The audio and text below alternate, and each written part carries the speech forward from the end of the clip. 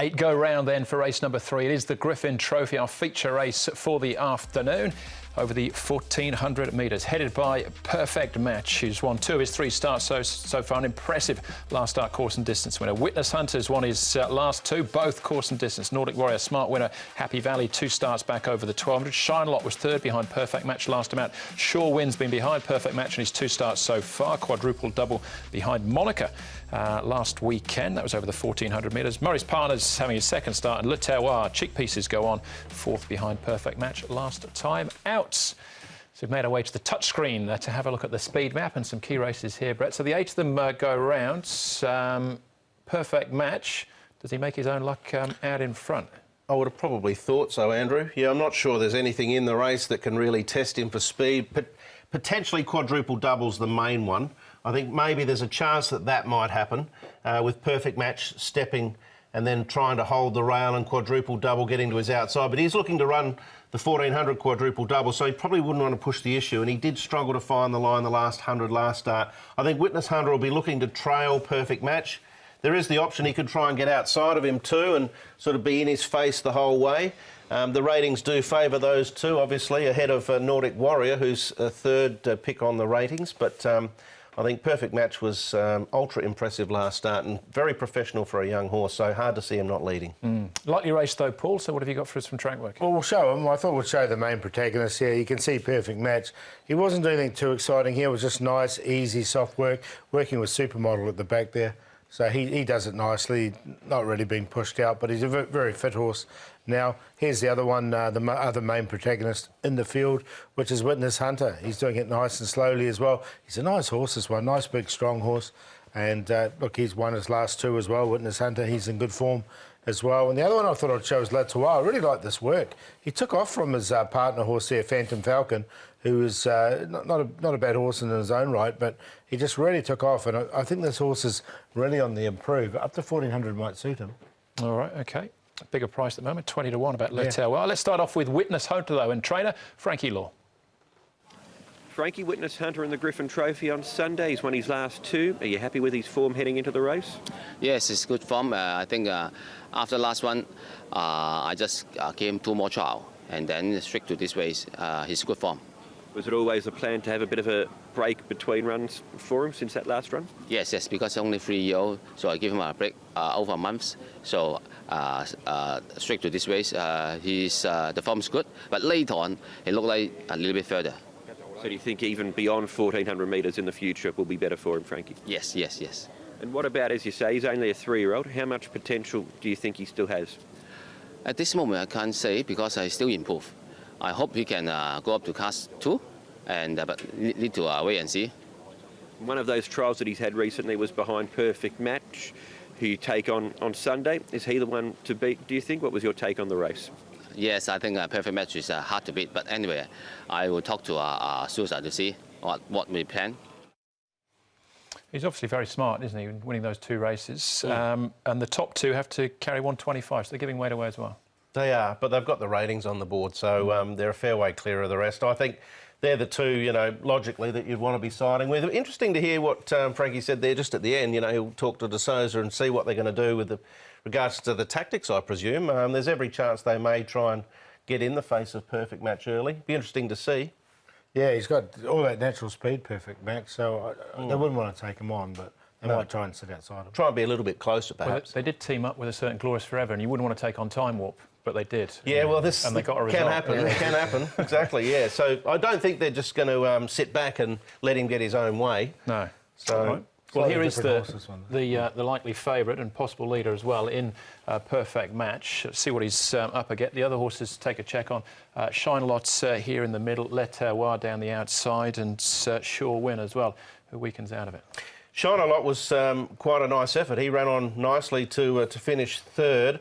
Of the others, Le Terroir did close off strongly. What impressed me the most about Perfect Match was he ran a nice 3rd first up behind Strathallan, and then he was a strong winner over quadruple double at 1,200. But in this race, Zach rode him quite hard out of the gates. The horse was able to come straight back underneath him, relax, and then kick again in the stretch. He sort of basically did whatever Zach commanded, and you know, at his third start, to be able to do that and then stretch away and win like that, it's a real improvement and good signs from a young horse, I would have thought. Yeah, he's a real nice horse, this one. He's rated 69, the other one's 63, and they're on set weights as well, so that's another thing in his favour. All right, Zach on the sidelines, which one have you ridden, do you think? I think he would have ridden Witness Hunter because he would have had a long-term booking on him because he hasn't ridden him for a long time. That would have been my guess. All right. When he told me. Let's have a look then at Nordic Warrior. This is after his win. He'd won at the Valley over the 1200 at the day meeting, then stepped up to the 1650. Yeah, and maybe the 1650 potentially stretched him a little bit, although he wasn't given a completely clear run in the home straight. But it was a nice enough win the start before. I don't think the 1400 metres will be an issue. And he's probably the little blowout in the race, I think, if there is one. You know, being the third highest rated galloper in the race and still with plenty of scope.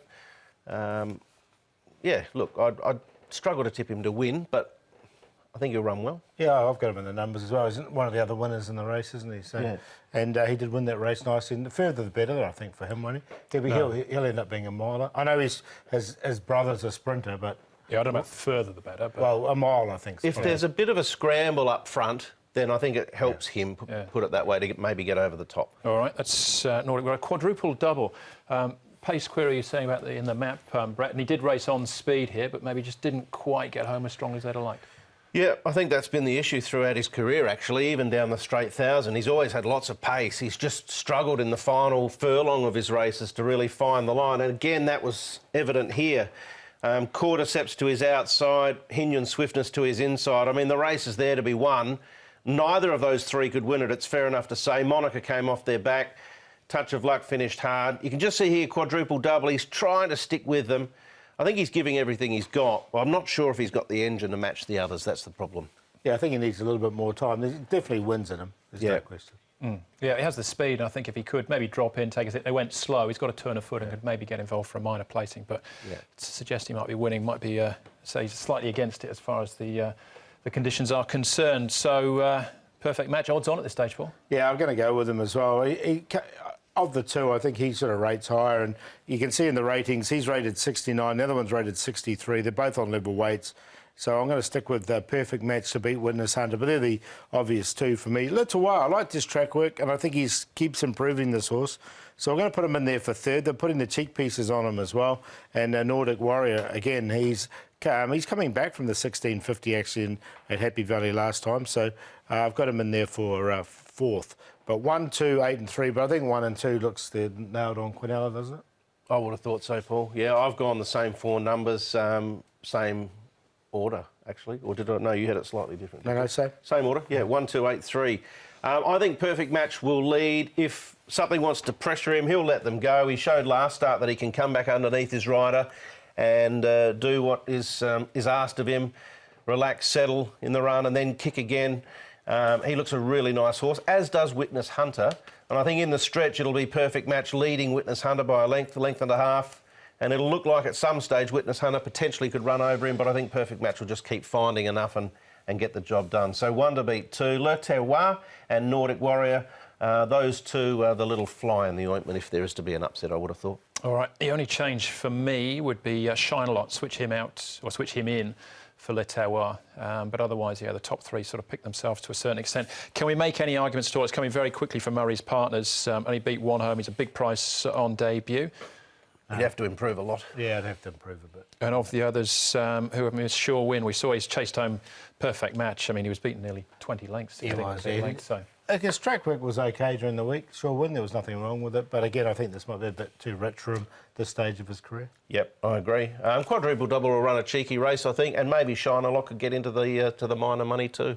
Well, the thing that impressed me about Shine a Lot was only his second start last time. There was money for him as well. Like he went from on debut, he was a 70 to 1 shot. He's a nice horse. Second up, he was 6 to 1.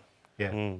Yeah, he's definitely a nice horse, and he'll run a race, there's no question. I just think those 1 and 2 are just so far ahead of the others at this stage of their career. I tend to agree. We're going to learn a little bit more about him. He had an excuse or two at his last start, Shine a Lot.